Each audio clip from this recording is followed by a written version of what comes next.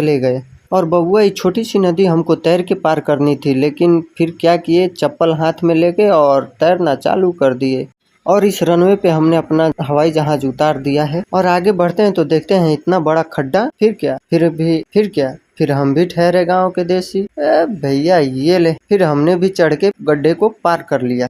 और ये देखो बबुआ, नदी कितनी तेज बह रही है। अगर जरा सा भी इसमें गए तो पता नहीं बहा के किस पाताल लोक में ले जाके छोड़ेगी। लेकिन नज़ारा क्या खूबसूरत है, मजा आ गया। नज़ारा देखने के बाद हम लोग का बचपना भी जाग उठा और हम लोग लगे मस्ती करने, पानी में पत्थर तैराने लगे। और इसको देखो जरा, पता नहीं कौन यहाँ चाउमीन खा के अपना चम्मच यहीं छोड़ के गया है। भाई जिसका भी हो आके यहाँ से ले लेना। और भैया ये सब करते करते हमारे दिमाग में एक खुरपाती आइडिया आया कि यार मैंने देखा था रील पे आजकल ये ट्रेंड बहुत चल रहा है, तो मैंने भी ट्राई किया। हमें मिल चुका है पत्थर और हम भी प्रैक्टिस करेंगे।